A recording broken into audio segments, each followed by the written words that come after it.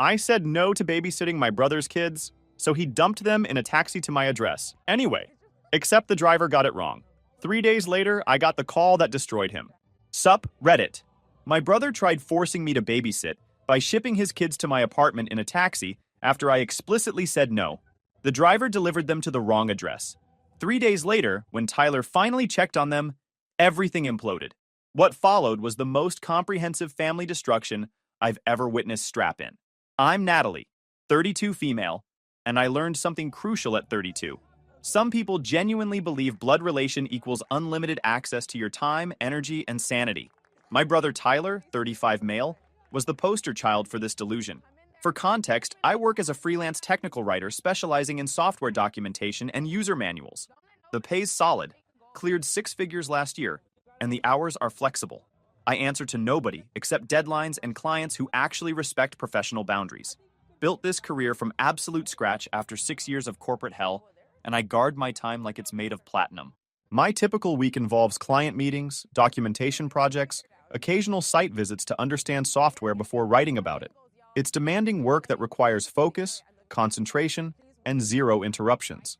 Can't write coherent technical documentation while watching toddlers destroy your apartment. Tyler, meanwhile, works as a regional sales manager for some pharmaceutical distribution company. Makes decent money, probably $90,000 with bonuses, has 2 kids with his wife Vanessa, and somehow convinced himself that his life challenges automatically become everyone else's emergency. Specifically, my emergency. Always mine, never anyone else's. See, Tyler had this whole worldview where his problems mattered more because he had kids. Single people, especially single women, were just floating through life with infinite free time and zero real responsibilities. In his mind, I sat around eating bonbons between work projects, desperately waiting for opportunities to feel useful by serving his family. The babysitting requests started innocently about 4 years ago, right after Owen was born. Hey Nat, can you watch the kids for a few hours? Vanessa has a postpartum checkup, and I've got this critical meeting. Fair enough, I'm the aunt. They're cute kids. Couple hours won't kill me. Family helps family, right? But requests have this nasty habit of expanding like mold in a damp basement. Few hours became full days. Full days became weekends. Weekends became emergencies. That mysteriously happened every other week with suspiciously convenient timing. The goalposts moved so gradually, I didn't notice until I was basically working a second unpaid job. I started documenting patterns around year 2. Tyler would text, asking for help on Friday afternoons, always after I'd mentioned weekend plans at family dinners. Vanessa would call during my stated work hours, asking if I could just swing by to watch the kids during crucial project deadlines. They'd show up unannounced with packed bags and travel cribs, like I'd already agreed to multi-day babysitting duty. The manipulation was sophisticated. They'd frame requests as desperate last-minute needs, but I'd later discover these were planned weeks in advance. Tyler would mention surprise work trips that turned out to be golf weekends with clients. Vanessa's emergency appointments were spa days with friends. Neither bothered lying convincingly because they assumed I wouldn't question family. My friend Jordan, who worked at the same medical complex as Vanessa's supposed appointments, eventually confirmed what I'd suspected. Half those emergency doctor visits were actually booking slots for couples massages and wine tastings. They were using me as free childcare while pretending it was medical necessity. The entitlement reached peak absurdity about 6 months ago. Thanksgiving dinner at our parents' house, whole family gathered around the table. I mentioned being swamped with a major project for a German automotive client. 6-week deadline, technical manuals for their new diagnostic software, huge contract that could lead to more work. Tyler barely looked up from his plate. That's cool. Hey, Vanessa and I were thinking about taking an anniversary cruise in January. 2 weeks in the Caribbean. You could watch Lily and Owen, right? School's in session, so you just need to do drop-offs and pickups. Not asking. Announcing. Like he'd already booked it. No, I said simply. Everyone went quiet. You'd think I'd announced I was joining a cult from their reactions. What do you mean, no? Mom asked. That particular tone she uses when someone's breaking unwritten family rules. I mean, I'm not available. I'll be finishing that automotive project and starting another contract immediately after. Tyler laughed like I'd told a joke. Come on, Nat. You work from home. You can write and watch kids at the same time. This is what people who've never done focused creative or technical work genuinely believe, that you can simultaneously produce complex documentation requiring research, precision, and concentration, while preventing small children from electrical outlets and cleaning up juice spills. No, I can't, I replied. And I'm not available. Vanessa chimed in then, voice sweet with underlying steel. We really need this trip. Marriage counseling suggested we reconnect as a couple. Don't you want us to stay together? For the kids? Using their marriage stability as emotional leverage. Bold strategy. You have 2 months to find childcare, I said. I'm sure you'll figure something out. Dinner got awkward after that. Dad tried changing the subject. Mom gave me disappointed looks. Tyler and Vanessa whispered to each other, shooting glances my way. They'd expected easy agreement and were visibly thrown by actual resistance. The guilt campaign started the next day. Text from Mom. Your brother really needs this. Can't you be flexible just this once? Text from Dad. Family sacrifices for each other. That's what we do. Text from Tyler. Seriously? You're going to let my marriage fall apart because you can't take 2 weeks off? I didn't respond to any of them. That's when they ramped up to full manipulation mode. Vanessa called crying about how their relationship was falling apart, how they'd already booked the cruise based on my implied agreement from previous babysitting, how I was being cruel and selfish.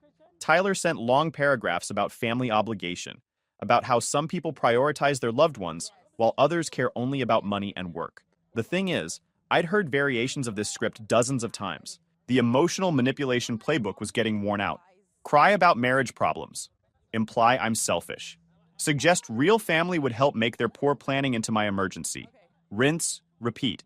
I blocked them both for a week just to get peace. When I unblocked them, they'd apparently gotten the message, or so I thought. The texts stopped. The guilt trips ceased. I assumed they'd found alternative childcare or canceled their trip. Should have known better. 3 weeks before my planned vacation, I sent a family group text reminder. Just confirming. I'm off completely from March 15th to 22nd, finishing projects early and taking my first real break in 18 months. Phone will be on silent except emergencies. Looking forward to doing absolutely nothing. Clear communication, explicit boundaries, advance warning. Everything you're supposed to do. Tyler responded with a thumbs up emoji. Vanessa sent back a have fun. Mom replied about planning a lunch when I got back. Everything seemed normal and reasonable. The week before my vacation arrived with perfect timing. Wrapped up 2 major projects, invoiced clients, set up autoresponders, cleared my calendar, had this whole plan to sleep until noon, read books I'd been accumulating for months, cook elaborate meals, basically hibernate like a bear with good Wi-Fi. 3 days before vacation started, the Monday before, Tyler called. I almost didn't answer because I was in the middle of the final client reviews, but the timing felt pointed. Hey, he started, way too casual. So Vanessa and I worked things out. Decided to take that trip we mentioned. We're thinking of leaving Thursday, getting back the following Sunday. The kids can stay with you, right? Since you're free anyway. My brain did this weird pause, where I genuinely couldn't process what I'd just heard. Like he'd spoken in another language, or said something so absurd. My comprehension centers shut down. No, I said when my speech function rebooted. What? I'm not babysitting. I have plans. Plans? Nat, come on. You literally just told everyone you're staying home doing nothing. It's not like you're going somewhere. This is the thing about people like Tyler. They hear your plans, even explicitly stated plans, and immediately downgrade them to nothing if those plans interfere with their convenience. Staying home for vacation means nothing important is happening. Working from home means you're available anytime. Being single means your time is automatically less valuable than theirs. Doesn't matter what my plans are, I replied, working very hard to keep my voice level. The answer is no. I sent that reminder 3 weeks ago specifically so everyone knew I was unavailable. You're being ridiculous. They're your niece and nephew. Don't you want to spend time with them? Want to and available to are very different things. This is my vacation. My time off. Time I'm taking specifically to not be responsible for anyone else. The conversation devolved predictably. I was being selfish. Didn't I care about their marriage? Didn't I want to spend time with my niece and nephew? When would I stop being so self-centered and start acting like family? I let him finish his tantrum, counting to 10 mentally before responding. Tyler, I've babysat for you approximately 60 times in the last 2 years. I've canceled plans, rearranged work, sacrificed weekends. I'm not being selfish. I'm being unavailable. Those are different things. This is different. This is important. My vacation is important to me. It's 1 week, Natalie. 1 week to help your brother save his marriage. Here's the manipulation formula Tyler always used. Make his poor planning into my moral failing position, every request as a crisis only I could solve. Frame any refusal as me choosing selfishness over family love. It had worked dozens of times before because I hadn't recognized the pattern. The answer is no, I repeated. Find other childcare. You have 3 days. Fine, fine. Don't help. See if anyone helps you when you need something someday. He hung up. That was Monday. By Tuesday afternoon, the guilt campaign started escalating into advanced manipulation territory. Text from Vanessa. I can't believe you'd let our marriage fall apart over 1 week. We've already paid for the cruise. Non-refundable. Tyler told me you'd agreed to help. Text from Mom. Your brother is really hurting right now. Their marriage is in trouble and they need this time together. Can't you be flexible? Text from Dad. Disappointed in your attitude lately. Family sacrifices for each other. That's what we do. Text from Tyler. Long paragraphs about how he'd always been there for me, citation needed. About how some people prioritize loved ones while others care only about themselves. About how when he had kids, I'd understand real responsibility. The group chat got ugly. Tyler posted a long message about how marriage takes work, how couples need support from family, how it was sad that some people valued their alone time more than helping relatives in need. Never named me directly, but everyone knew the target. I didn't respond to any of it. Not the texts, not the calls, not the passive-aggressive group chat messages. Engaging would just add fuel. Some people mistake silence for weakness or guilt. They think if they just push hard enough with the right emotional buttons, you'll eventually cave. Tyler was about to learn a very expensive lesson about assumptions. Wednesday passed quietly. Too quietly. The text stopped. The calls ceased. I figured they'd either found alternative childcare or canceled their trip.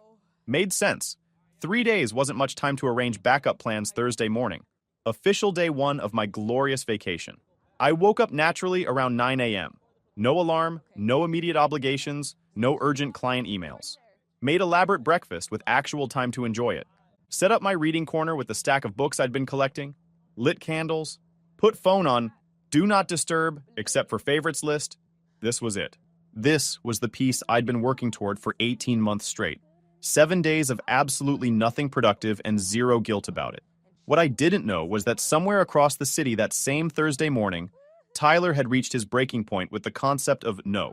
He'd decided that if I wasn't going to help willingly, he'd just make it happen anyway through force of will and creative problem solving. His plan was simple in that special way. Bad plans always seem simple to their creators. He'd put the kids in a taxi, send them to my address, and by the time they arrived, I'd have to take them. Can't exactly turn away children standing at your door. Mission accomplished, resistance defeated, Tyler wins again. He called a taxi around 9 a.m. Thursday morning.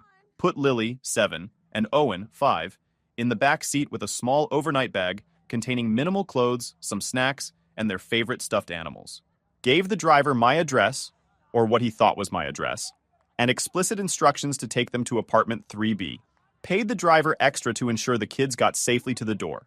No note, no text, no phone call to me.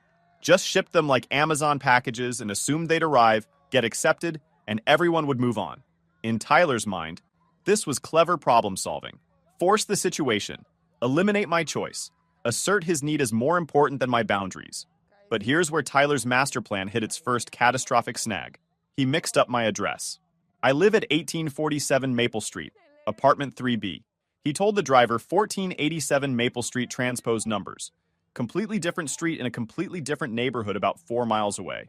The taxi driver, either through his own error or Tyler's unclear instructions or just bad luck, took this information and plugged it into his GPS. Never questioned it, never called to confirm, never thought to verify that he was dropping young children at the right location. Just followed the GPS to 1487 Maple Street and pulled up to the curb. There was a small house there with a neat yard and a woman outside gardening. Driver assumed this must be the right place.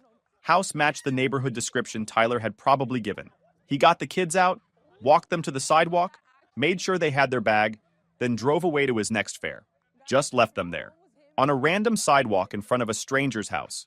The woman gardening was named Helen, retired school teacher, lived alone in the house she'd owned for 40 years.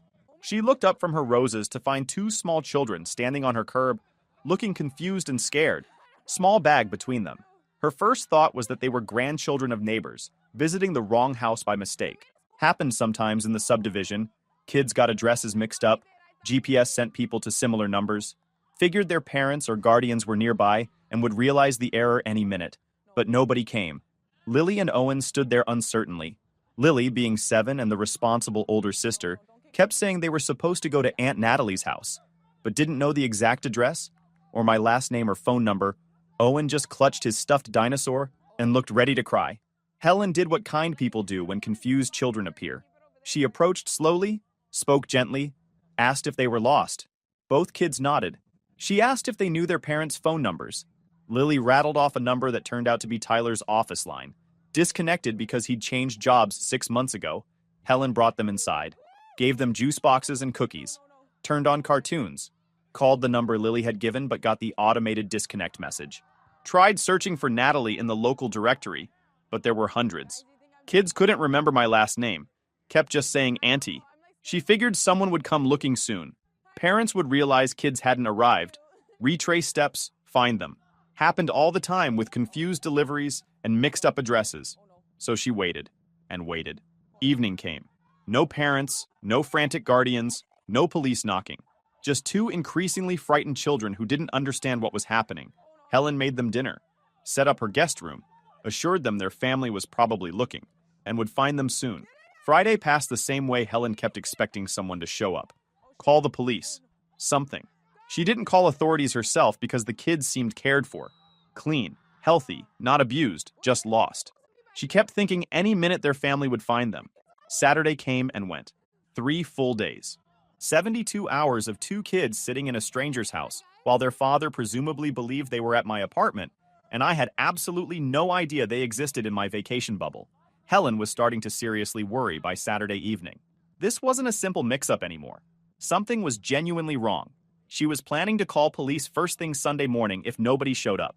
Meanwhile, back at my apartment, I was living my best life completely oblivious to any of this.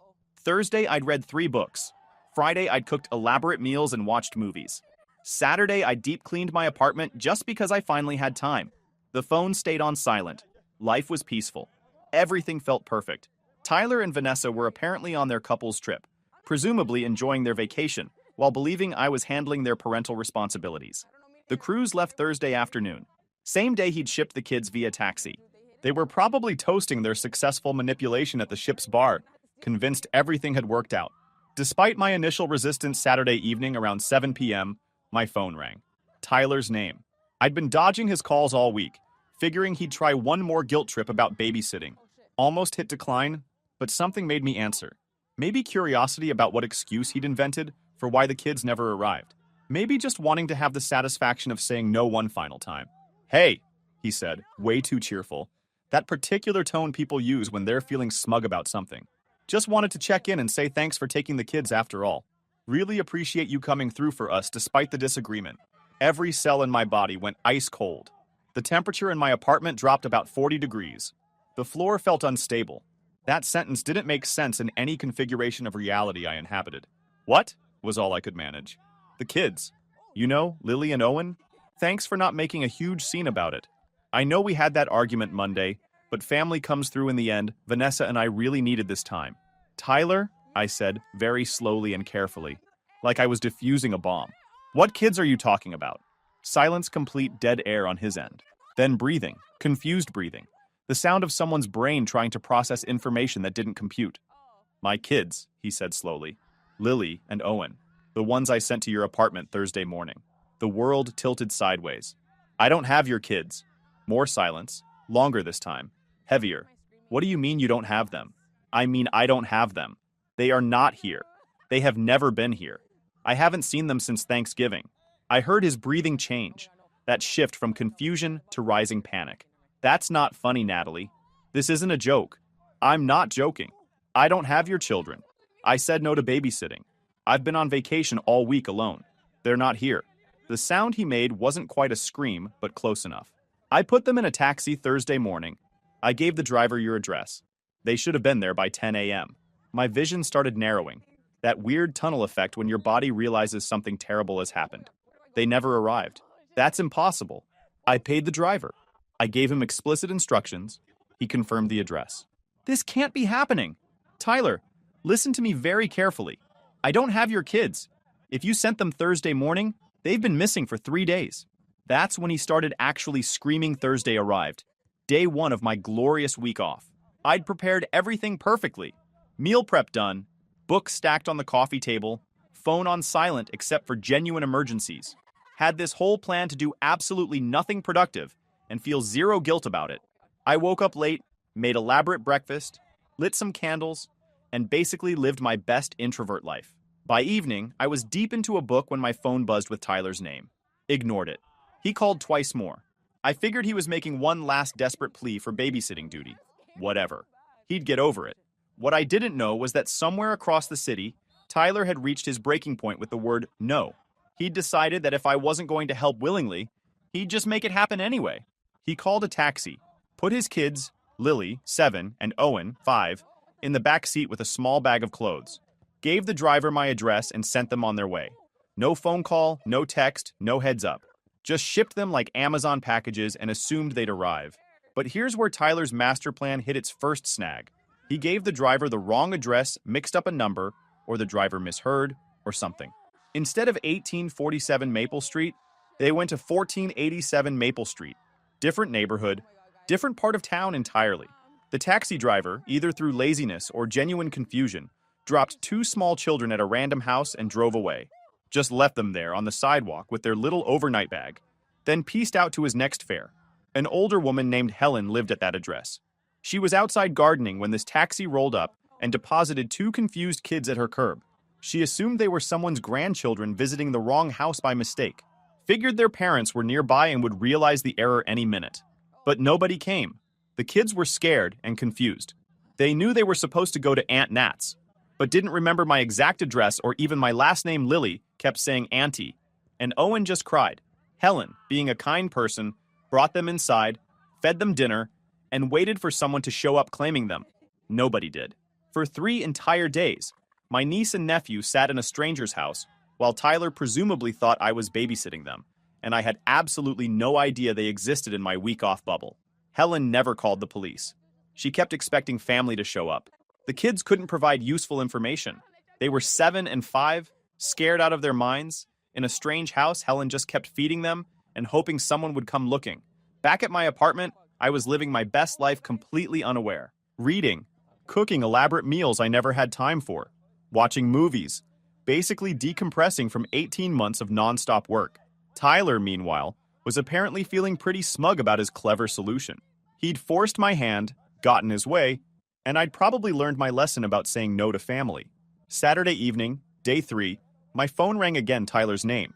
I almost didn't answer, but something made me pick up. "Hey," he said, way too cheerful. "Just wanted to say thanks for taking the kids after all. Really appreciate you coming through." My brain short-circuited. "What?" "The kids. You know, Lily and Owen? Thanks for not making a big deal about it. I know we had our disagreement, but family comes through in the end." Every cell in my body went ice cold. "Tyler, what kids are you talking about?" Silence. Then, "My kids. The ones I sent to your place on Thursday." "I don't have your kids." More silence. Longer this time. "What do you mean you don't have them?" "I mean I don't have them. They're not here. They've never been here." I heard his breathing change. That shift from confusion to panic. "That's not funny, Natalie." "I'm not joking. I don't have your children. I haven't seen them since Thanksgiving." The sound he made wasn't quite a scream, but close. "I put them in a taxi Thursday morning. Gave the driver your address. They should have been there by 10 a.m. My vision started narrowing. That weird tunnel effect when your body realizes something terrible has happened. They never arrived. "That's impossible." The driver confirmed the address. I paid extra to make sure. "Tyler, I don't have your kids. If you sent them 3 days ago, they've been missing for 3 days." That's when he started screaming full panic. Zero coherence. Words tumbling over each other about how this couldn't be happening. How it was my fault for not answering his calls. How I should have been waiting for them. I hung up and immediately started moving. Grabbed my laptop, phone charger, pulled up every contact I'd cultivated over years of freelance work. This wasn't about Tyler anymore. This was about 2 kids who'd been missing for 72 hours because their father thought shipping children via taxi was acceptable parenting. Started with the obvious. Called 911. Reported 2 missing children, gave their names, ages, last known location, Tyler's house, last known destination, my address, according to him, estimated timeline. The dispatcher took everything down, said they'd send officers to both locations. But I didn't stop there. Pulled up my contacts and started making calls. Old college friend who became a patrol officer. Called him directly. Woman I'd interviewed once for a healthcare article who mentioned her husband worked in dispatch. Called her guy from my gym whose brother did search and rescue. Called him too. This is where years of being friendly, professional, and genuinely helpful paid dividends. I wasn't just some random person calling in a missing persons report. I was someone people remembered. Someone who'd helped them with projects or articles or connections. They listened when I called. Within an hour, I had 3 officers working the case personally. Within 2 hours, they'd pulled traffic camera footage from Thursday morning, found the taxi that picked up 2 kids from Tyler's address, tracked it through various intersections. The license plate led them to the taxi company.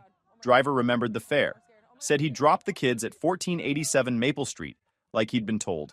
Except Tyler had given him 1847 Maple Street. One transposed number. Completely different neighborhood. By hour 3, police had located the house. Helen answered the door confused, holding Owen on her hip while Lily watched TV in the background. Officers immediately called me with updates. The kids were fine. Scared, confused, but physically fine. Helen had taken good care of them, fed them well, kept them safe. She genuinely thought family would show up. Never occurred to her to call authorities because the kids seemed cared for, just lost. I drove there immediately. Seeing Lily and Owen in that strange house, looking small and terrified, made something crack inside my chest. They saw me and both started crying, running over, talking over each other, about how they'd been lost and scared, and didn't know where Aunt Nat went. "I've got you now," I told them. "You're safe. Let's go home." The police wanted statements. Helen was apologetic. She'd meant well, but obviously should have called sooner. I thanked her for keeping them safe. Meant it genuinely. She'd done more than their own father had. Tyler was already at my apartment when I got back with the kids. He'd apparently driven straight there after our call. Been pounding on my door for 3 hours. When he saw me pull up with Lily and Owen, his face did this weird thing between relief and rage. "Where were they?" he demanded. Like I was the one who'd screwed up wrong address. Taxi driver dropped them at a stranger's house Thursday morning. They've been there for 3 days. His face went white, but I gave him your address. You gave him the wrong address and you never followed up. Never called to confirm they arrived. Never checked in with me. Just assumed everything worked out because that's what you wanted to believe. He started making excuses. He'd been busy at work. Vanessa's trip had already been booked. He thought I'd call if there was a problem. Every single one rang hollow, because the basic math didn't work in his favor. He'd put his children in a taxi and didn't verify they arrived safely. For 3 days, he assumed everything was fine without any confirmation. That's not parenting. That's hoping really hard that nothing goes wrong. "You need to leave," I told him. "I'm keeping the kids tonight. Tomorrow we're talking to police again, and you're going to explain to child services why you shipped your children via taxi to someone who explicitly said no to babysitting." He tried arguing, saying I was overreacting, that mistakes happen. I pulled out my phone and showed him the report I'd already filed. 2 children abandoned by parent negligent supervision. Child endangerment. Tyler's face changed then. He realized this wasn't going away with apologies and excuses. This was documented official, permanent. "You're really going to do this?" he asked. "Ruin my life over a mistake?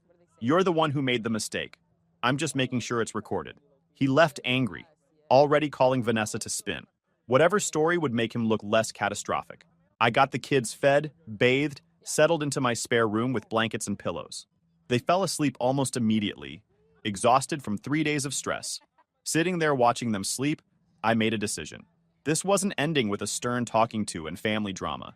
Tyler had proven he'd rather gamble with his children's safety than accept the word no that needed consequences. Monday morning, I contacted Child Protective Services directly, gave them the full timeline, the initial refusal, Tyler's response, the taxi incident, the 3 days of no follow-up, provided police report numbers, witness statements from Helen, everything documented. CPS doesn't play around with abandoned children. They opened an investigation immediately. Tyler and Vanessa were interviewed separately. Vanessa's reaction was apparently spectacular because she'd had no idea any of this happened. Turns out Tyler had told her the kids were with his parents for the week, sent her old photos from previous visits, staged the whole thing. When she'd called asking to talk to them, he'd claimed they were asleep or busy. She'd believed him because why wouldn't she? Finding out her children had actually been lost for 3 days while her husband lied about their location. That broke something fundamental. She moved out within a week, filed for separation, started her own custody proceedings. The court case was brutal. Tyler tried painting me as vindictive, claimed I'd orchestrated everything out of spite for being asked to babysit. His lawyer attempted arguing that the taxi mistake was an honest error, and 3 days wasn't that long in the grand scheme. The judge wasn't buying it. 2 children under 8, sent alone in a taxi, to an address their father didn't verify, with no follow-up for 72 hours? That's not a mistake. That's criminal negligence. Tyler lost custody. Emergency removal, pending evaluation. Lily and Owen went to foster care temporarily, while courts determined if Vanessa or other relatives were suitable. Tyler got supervised visitation only, contingent on completing parenting classes and psychological evaluation. His reputation imploded faster than I could track. Extended family found out the full story. Not Tyler's version about his mean sister, but the actual documented timeline. His in-laws cut him off completely. Mutual friends distanced themselves. Work started having conversations about his judgment and reliability. Vanessa won full custody after 3 months. Tyler got every other weekend supervised visits, child support obligations, and a criminal record that would follow him forever. Lost his sales job because pharmaceutical companies don't love employees with child endangerment charges. Couldn't rent decent apartments because background checks kept flagging him. About 6 months after everything imploded, Tyler started calling again. Different numbers, borrowed phones, trying to get through my blocks. Voicemails rambling about how I destroyed his life, how one mistake shouldn't ruin everything, how family should forgive each message more desperate than the last. He'd lost his marriage, his kids, his job, his reputation. Everything had collapsed in slow motion. And according to him, it was all my fault for overreacting and getting authorities involved. I saved every message, not as leverage, just as evidence in case he tried escalating. But I never responded, never explained, never engaged. Because here's what Tyler never understood. I didn't destroy his life. He destroyed his life the moment he decided his convenience mattered more than his children's safety. The moment he chose to ship them like packages, rather than accept a simple no, all I did was make sure the consequences caught up with the actions. That's not revenge. That's just reality being allowed to function properly. The family divided into camps. Some relatives thought I'd gone too far, that family should handle problems privately. Others understood that 2 kids spending 3 days in a stranger's house was beyond private problem territory. My parents tried playing mediator at first, suggesting we all sit down and work things out. I shut that down immediately. There was nothing to work out. Tyler had endangered his children through spectacular incompetence and arrogance. That wasn't a disagreement to compromise on. My aunt took Tyler's side initially, posting vague social media comments about forgiveness and family loyalty. I sent her the police report and CPS documentation. She deleted the posts and never mentioned it again. Through all of this, I maintained contact with Lily and Owen through proper channels, made sure they knew their aunt still loved them, that none of this was their fault. Vanessa was actually appreciative, said I was the only person who'd acted in the kids' best interest throughout the whole disaster. We've stayed friendly. She brings the kids to visit sometimes. They're doing better now, more settled. Lily doesn't flinch when cars pull up anymore. Owen sleeps through the night. Small progress, but it matters. Tyler tried one final manipulation attempt about a year after everything went down. Showed up at my apartment building. Couldn't get past security, so he waited in the lobby until I came through. He looked rough. Lost weight, clothes hanging loose, dark circles under his eyes. Tried the whole reformed act. He'd learned his lesson, gone through counseling, become a better person. Would I please speak to the courts on his behalf? Help him get custody back? No, I said, same as the first time. Natalie, come on. I've lost everything. Don't you think I've been punished enough? You haven't been punished at all. You've just experienced natural consequences. Those are different things. I'm begging you, I'm your brother. You stopped being my brother when you put your kids in a taxi, rather than respect a boundary. Blood doesn't make family behavior, does. Left him standing there. Security escorted him out when he tried following. He hasn't come back since. The thing about Tyler's story is that he never actually learned the lesson. Even now, years later, he tells anyone who'll listen that his vindictive sister destroyed his life over a simple misunderstanding. He's the victim in his version, the misunderstood father who made one tiny mistake. But the timeline doesn't lie. 3 days, 72 hours. That's how long he went without confirming his children were safe. That's not a mistake. That's a choice, made over and over again every time he didn't pick up the phone. People ask sometimes if I regret getting authorities involved. If I wish I'd handled it within the family to avoid the fallout.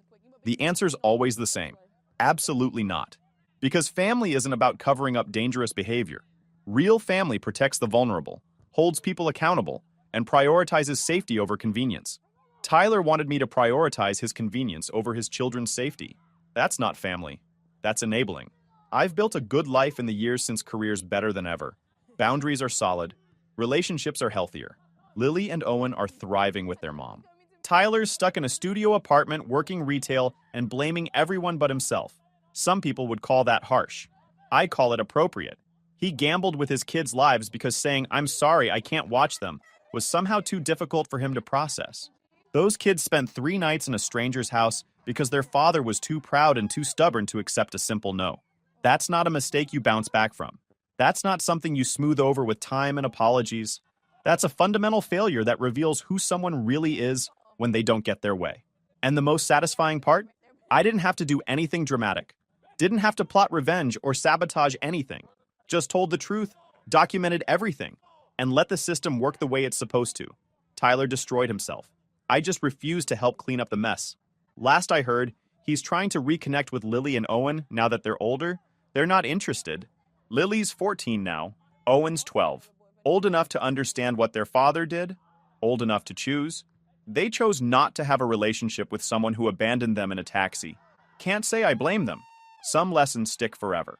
And sometimes the quietest revenge is just letting someone live with the consequences of their own actions while you move on and build something better. The kids are doing great, by the way. Lily wants to be a lawyer, says she wants to help kids like her. Owen's into computers, building his own systems at 12. They're smart, resilient, and surrounded by people who actually prioritize their safety. Tyler's still making excuses and waiting for everyone to forgive him for something he's never properly apologized for. Still believing that if he just finds the right words or waits long enough, everyone will forget what he did. But some things don't fade. Some moments define people permanently. And the moment Tyler chose his vacation over his kids' safety, then doubled down by shipping them via taxi, rather than accepting no, that defined him forever. Me? I'm just the aunt who said no and meant it, who loved those kids enough to prioritize their safety over family peace, who refused to pretend criminal negligence was just a misunderstanding. And honestly, I've never slept better. If you enjoyed this video, please hit that subscribe button. It really helps the channel and help us bring you more and better stories. Thanks.